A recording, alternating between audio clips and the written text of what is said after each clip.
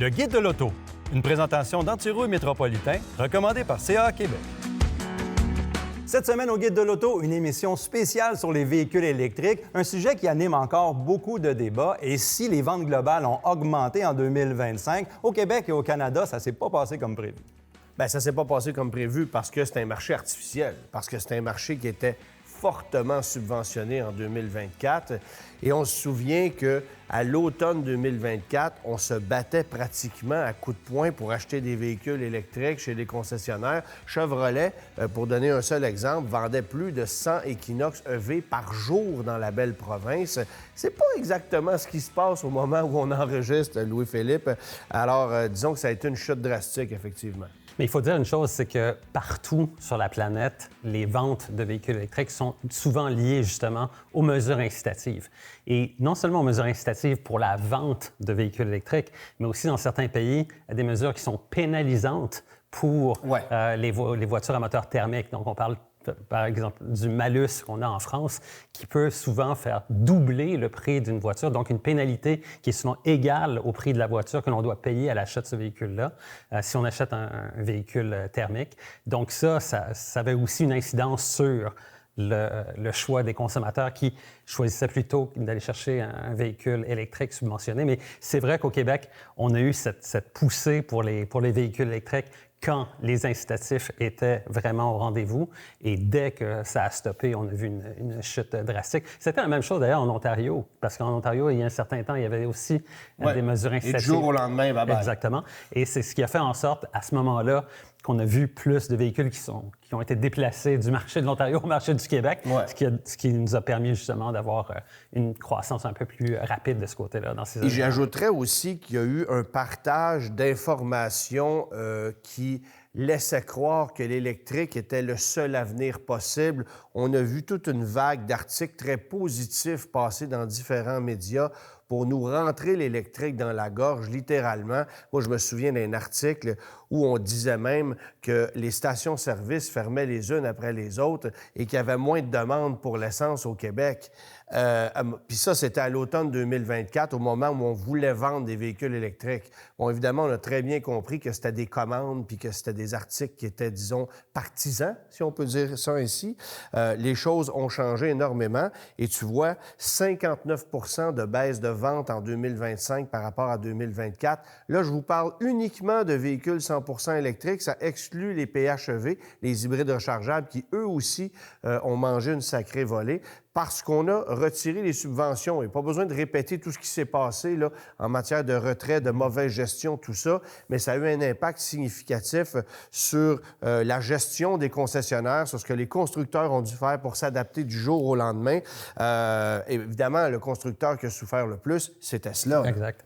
Tesla qui a vu une chute vraiment drastique des ventes de ces modèles. Bon, évidemment, on dira aussi peut-être que l'enjeu politique avec Elon Musk qui s'alignait avec Donald Trump, ça a évidemment joué aussi un facteur parce qu'il y a beaucoup de gens qui ne voulaient plus justement acheter une voiture Tesla à cause de cette prise de position politique du leader de la compagnie. Mais toujours est-il que...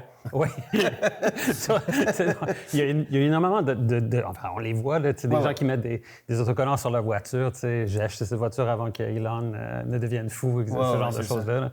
Et donc, ça a été aussi un facteur majeur. Puis je pense qu'on peut pas en faire abstraction non plus. À travers l'année aussi, on a attendu le retour de ces subventions du côté du fédéral qui sont revenues. C'est sûr que ce phénomène-là d'attentisme a fait que des gens ont repousser leur achat de véhicules électriques. Donc, ça a joué un peu sur les chiffres.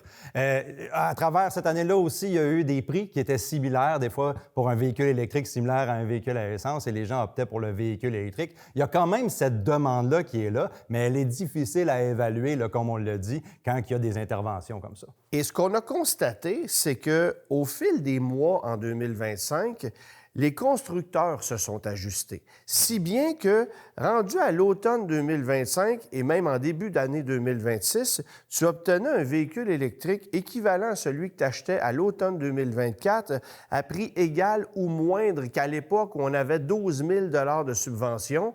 Et en janvier 2026, pour donner un exemple, on n'avait que 2 000 de subventions au Québec. Là, vient de s'ajouter depuis quelques semaines une subvention fédérale sur laquelle on reviendra.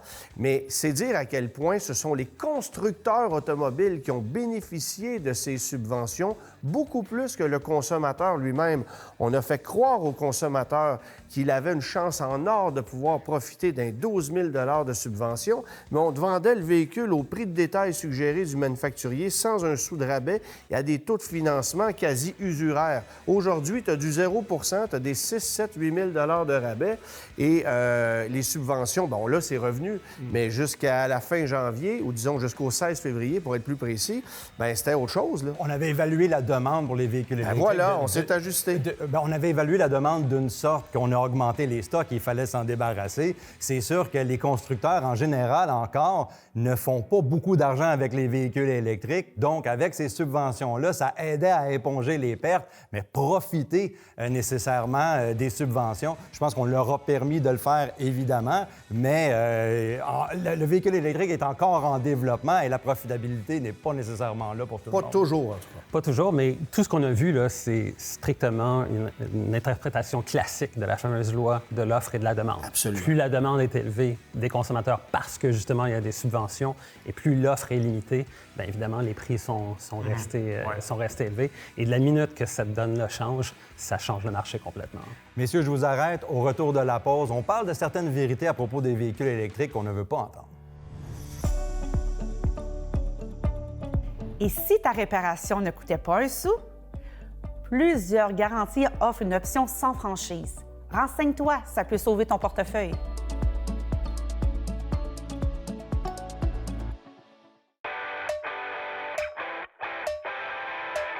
Les gars, les véhicules électriques offrent beaucoup d'avantages pour les conducteurs, mais il y a certaines réalités auxquelles il faut être au courant.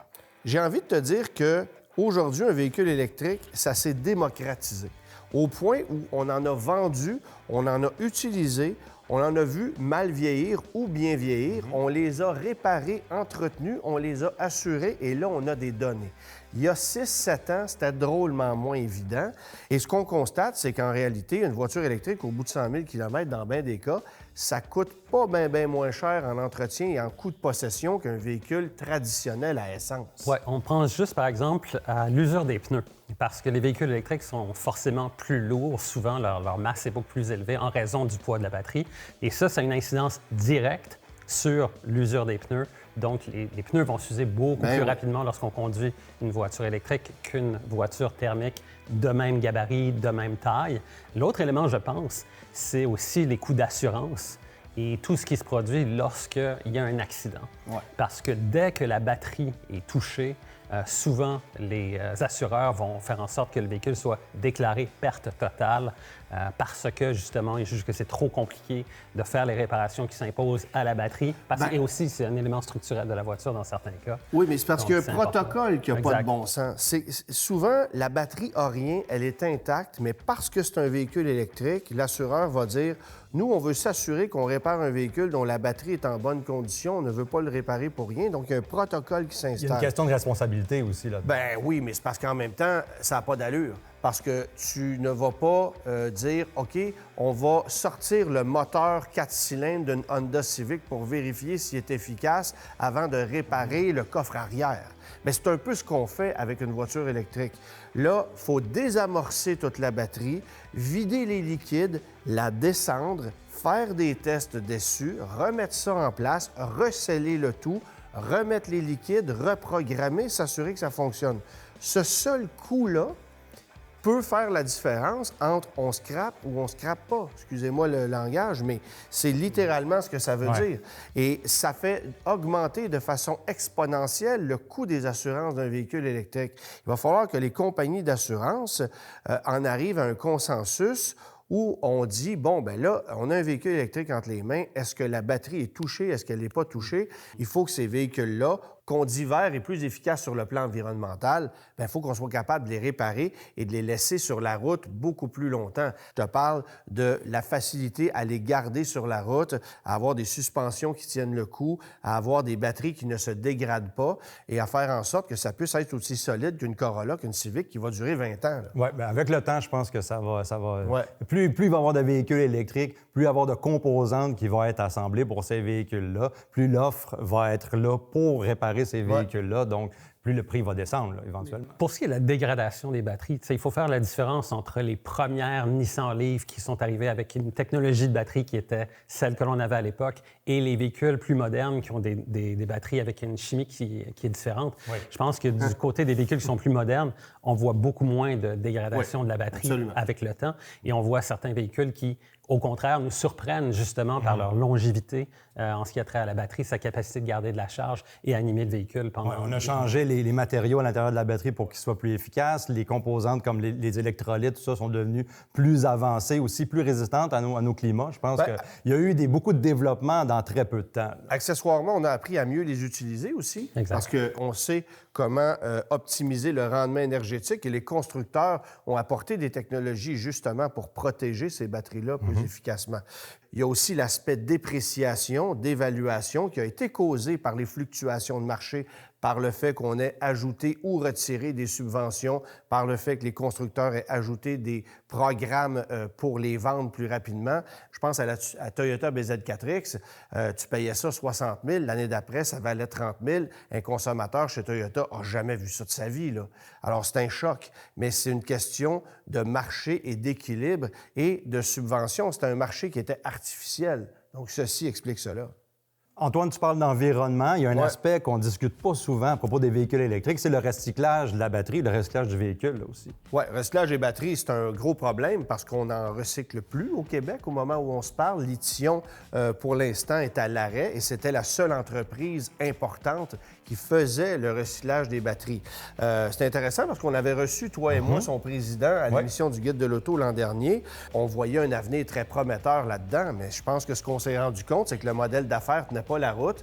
Évidemment, ça venait avec des subventions et tu sais que quand c'est subventionné, bien, c'est pas de l'argent qui provient des poches. Donc, le modèle d'affaires n'est pas nécessairement naturel, disons ça comme ça. Mais si la demande pour le recyclage des batteries, elle est trop basse, ça veut dire que les batteries durent plus longtemps. Bien, c'est peut-être le coût, en fait. C'est peut-être le coût du recyclage qui est trop élevé. Moi, ce que je dirais, c'est que cette entreprise-là est un petit peu en avance sur son temps. T'sais, on n'est pas rendu à l'étape où il va y avoir un volume assez important de batteries à recycler au Québec.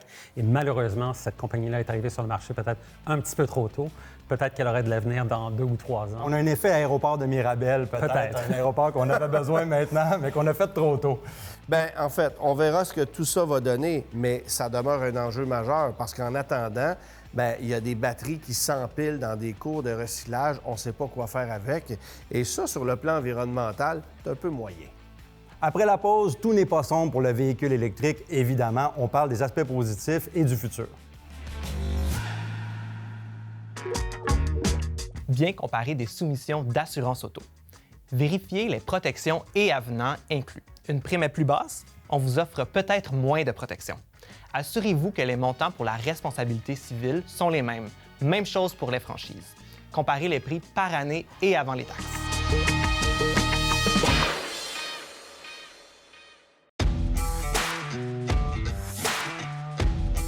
On a couvert pas mal tous les aspects négatifs du véhicule électrique, mais évidemment, il y a beaucoup de bons côtés. Beaucoup de bons côtés, surtout si on le regarde peut-être du point de vue macroéconomique, si je peux m'exprimer ainsi. C'est-à-dire que quand on conduit un véhicule électrique, on consomme de l'énergie qui est produite ici au Québec et donc l'argent que l'on dépense pour alimenter nos véhicules électriques reste dans l'économie du Québec. Ouais. Alors le Québec n'est pas une province qui produit du pétrole, donc à chaque fois que l'on achète un litre d'essence ou de diesel à la pompe, c'est sûr que les gouvernements vont toucher leur part en taxes de ce côté-là, mais l'argent quitte l'économie du Québec pour aller justement vers les pays ou les provinces qui produisent justement la matière première du pétrole. Donc, lorsqu'on parle de véhicules électriques, il faut aussi considérer cet enjeu-là parce qu'un automobiliste moyen au Québec achètent facilement 1000 litres d'essence par année. Donc, c'est beaucoup d'argent qui quitte notre économie. Il y a une question d'efficacité aussi avec les véhicules électriques. Avec un véhicule à combustion, on va perdre 80 de l'énergie qui ne se rend pas jusqu'aux roues, tandis qu'avec le véhicule électrique, on en perd seulement 10 c'est 90 qui se ramènent aux roues. Si on prend en considération le freinage régénératif et toutes les technologies, donc il y a quand même une bonne efficacité qu'on n'a pas vraiment développée avec le moteur à combustion après toutes ces années-là. Puis, il y a un modèle d'affaires qui va se développer au fil du temps.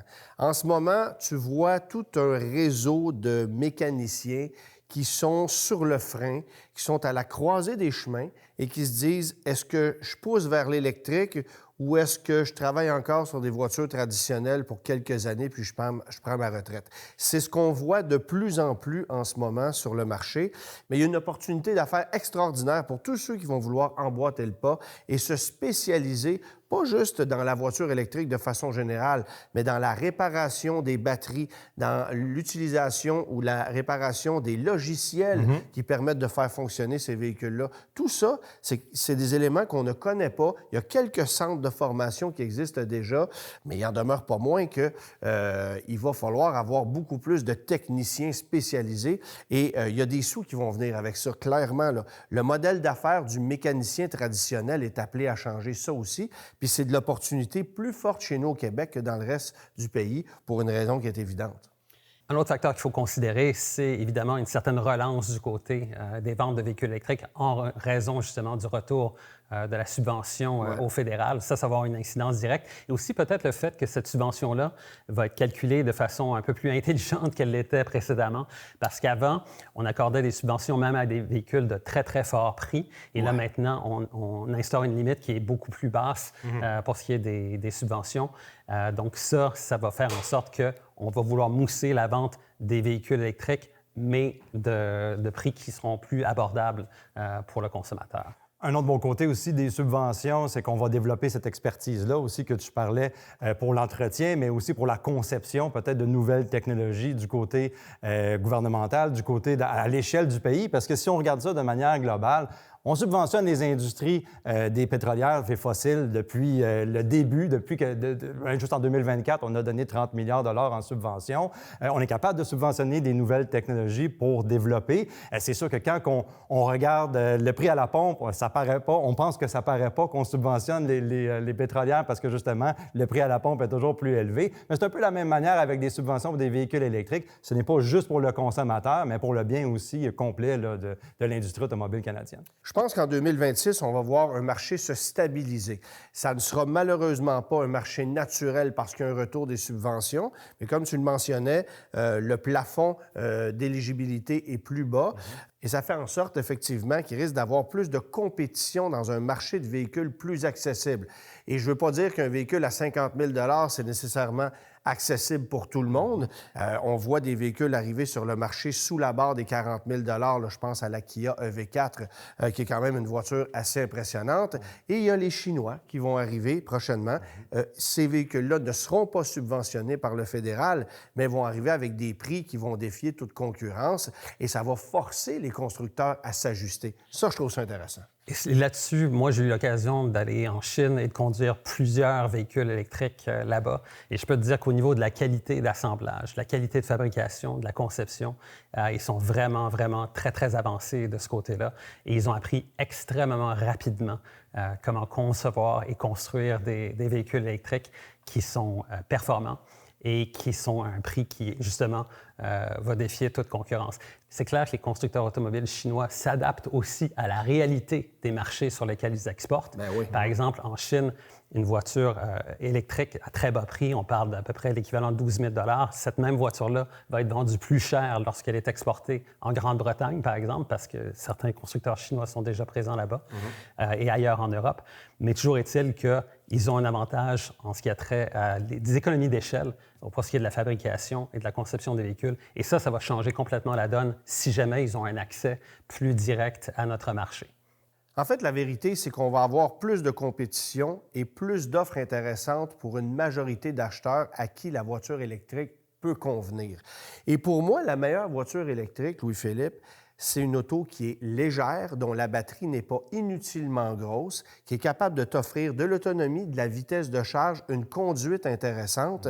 Autrement dit, une voiture dont le comportement va se rapprocher de celui d'un modèle à combustion, avec cette liberté qu'un véhicule à combustion peut offrir par rapport à ce sentiment d'être un petit peu pris au piège.